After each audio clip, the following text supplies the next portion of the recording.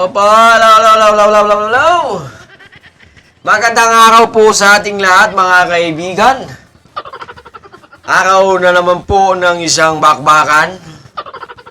Bakbakan ng Duterte at Marcos.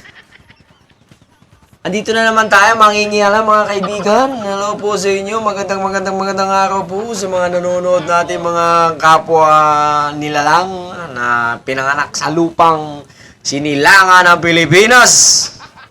Magandang araw po sa ating lahat. Sa mga didiles, sa mga loyalists, at sa mga taong walang alam sa politika na nagawi dito sa YouTube. Magandang araw po sa ating lahat. Nagbabalik na naman po ang inyong sangyuman. So, pag-usapan po natin to mga kaibigan, no? Pag-survey naman po tayo. Survey. Diba? Okay? Itong survey na to naganap lamang noong katapusan lamang po ng January. So, anong araw ba ngayon? February. Magkakatapusan na rin pala. So, mag-iisang buwan na mga kaibigan. Okay? Panoorin natin to, ha? Panoorin nyo. Pagmasdan ninyo at i-analisa ninyo kung saan ba kayo. Sa green o sa pula.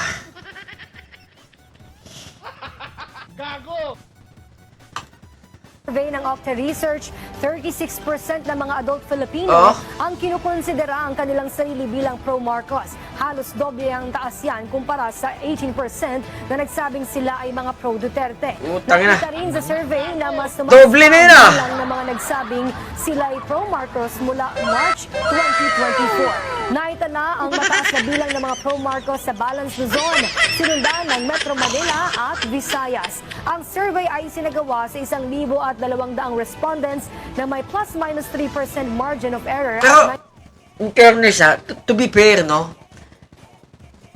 Magsusurvey ka sa mahigit 1,000 lang. Paano kaya ang pag-aaral ang ginagawa nila dito sa survey na? Magsusurvey ka, di ba? Kahit sinong ugok, hindi maintindihan eh.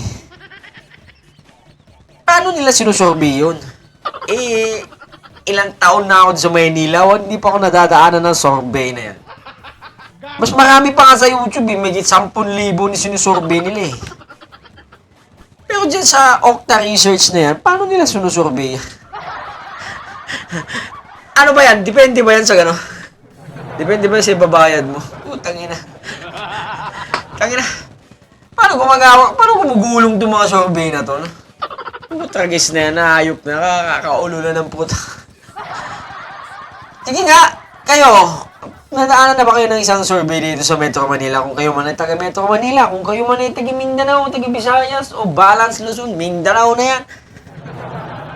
Paano kayo nadaanan ng isang survey, ha? Paano?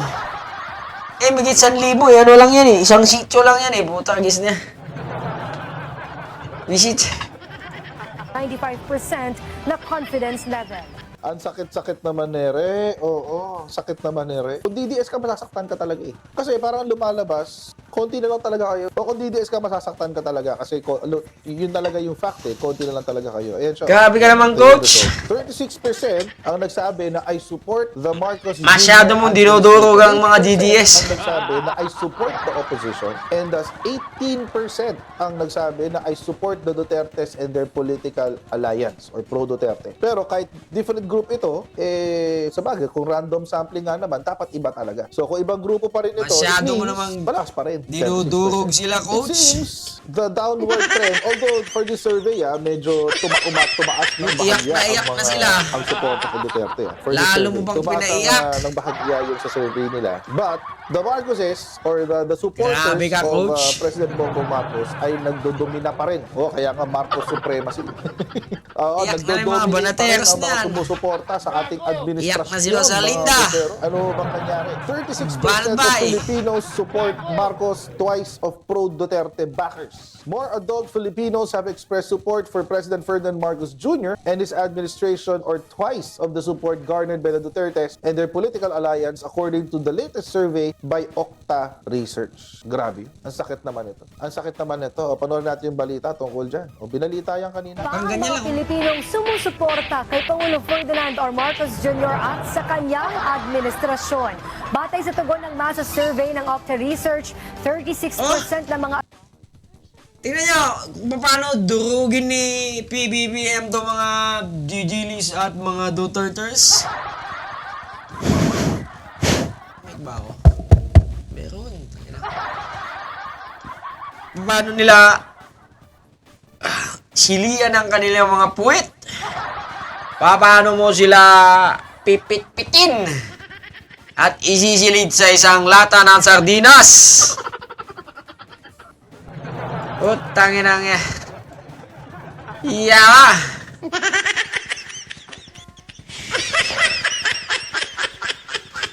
adult Filipino ang kinukonsidera ang kanilang sarili bilang pro-Marcos. Halos doble ang taas yan kumpara sa 18% So, ibig na sabihin nagsabi yan, sila ay mga pro-Duterte. ang mga Duterte talagang wawalisin na.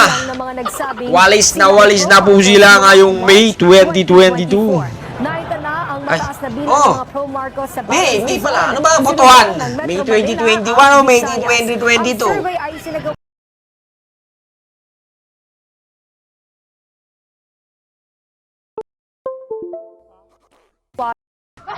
Si June, tuluyan na pong mawawali sa mga Duterte. Mawawala na sila sa Ang sakit-sakit naman. politika. Ang sakit-sakit Mawawala na naman sila ito. sa mata ng Kundi agila. masasaktan ka talaga eh. Kasi parang Ang agila po ay patuloy na pong bumababa.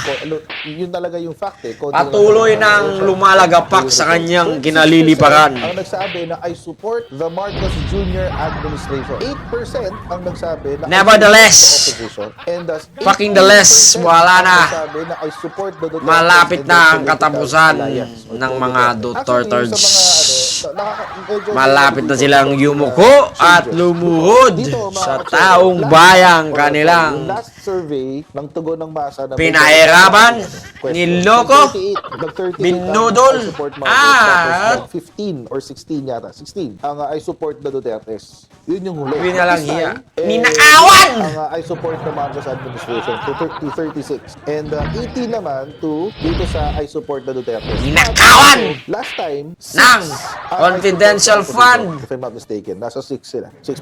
Ngayon, nag-8. So it means, dalawa lang ho yan. Baka this is... Adios! Baka iba yung grupo na... Yay! Dito. At, pero, So, different group ito, yan po ang patunay na mananaig pa rin ng kabutihan kaysa sa kasamaan. Marahil sa umpisa ay nanamamayagpag po ang mga katarantaduhan, mga katiwalian. Pero hindi po magtatagumpay ang mga kasamaan. Yun lamang po at adios sa ating lahat at magandang araw po sa ating lahat.